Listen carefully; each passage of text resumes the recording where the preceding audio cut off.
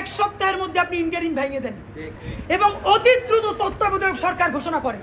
এই 6 মাসের মধ্যে আপনি একটা আপার হ্যান্ড নেবেন, সেই আপার হ্যান্ডের চূড়ান্ত কাজ আগামী এক সপ্তাহের মধ্যে আপনি ইন্টারিম ভেঙে দেন। এই ইন্টারিমের অনেক উপদেষ্টা এখন সামনে কেউ বিএনপির, কেউ জামাতের, কেউ এনসিপির মুখপাত্র হইয়া তাদের দলীয় এজেন্ডাগুলো আপনার সামনে রেখে বাস্তবায়ন করবে, এইটা আপনি হতে দিয়েন না। আপনি অতি জলদি যেই নির্বাচনটা উপহার দিতে চান তার জন্য ইন্টারিম ভেঙে দেন এবং অতি দ্রুত তত্ত্বাবধায়ক সরকার ঘোষণা করেন।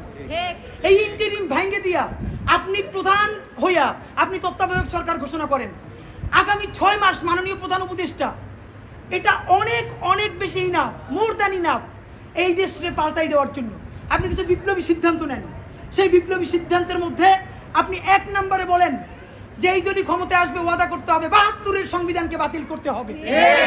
যেই 72-এর সংবিধানের মধ্য দিয়ে বাকশাল হয়েছে, বিচারিক হত্যাকাণ্ড হয়েছে, সেই সংবিধানকে নতুন সংসদে বাতিল করে জুলাইয়ের ঘোষণাপত্রের আলোকে এবং জুলাইয়ের সনদের আলোকে নতুন সংবিধান রচনা করতে হবে। নাম্বার 2, প্রতিনিধিত্বশীল স্বাধীন পুলিশ কমিশন গঠন করতে হবে। আমরা বলেছি শুধু পুলিশ কমিশন না, কারণ এই পুলিশ যদি জানে আগামীতে বিএনপি ক্ষমতায় আসবে, জামাত ক্ষমতায় আসবে, সে হোমওয়ার্ক কইরা প্রত্যেকটা কেন্দ্র দখল করে ব্যালট ভরে দিবে, কারণ সে জানে তাহলে তার পোস্টিংটা ভালো হবে। সুতরাং আমরা চাই একটা প্রতিনিধিত্বশীল স্বাধীন পুলিশ কমিশন।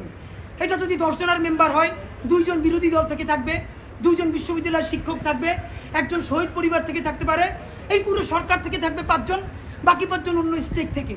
যদি সেটা হয় তাহলে ন্যূনতম তাকে কিন্তু একটা কন্ট্রোল করা যাবে। নাম্বার 2, আপনি ন্যূনতম জুডিশিয়াল রিফর্ম না করে আপনি কিসের নির্বাচন দিচ্ছেন? এই যে নির্বাচনে খুন হবে প্রচুর, সেই খুনগুলো নিয়ে তো মামলা হবে। আমরা এই যে আসিফ মাহমুদ বনাম ইশরাক হোসেনের যে ক্যাচাল, সেই ক্যাচালে দেখলাম আদালত পর্যন্ত স্বীকার করতেছে যে এই ব্যাপারে রায় দেওয়ার উপরে তার উপরে চাপ ছিল, কোনো রাজনৈতিক দল ক্ষমতায় নাই।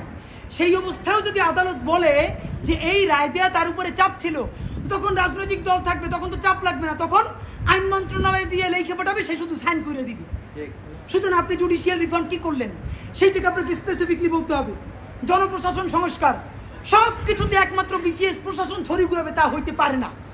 আপনি ক্ষমতার ডিসেন্ট্রালাইজেশন করেন, আপনি পুলিশকে একটু ভিন্ন করেন, আপনি অন্যান্য ক্যাডারগুলোকে আরেকটু এম্পাওয়ার করেন।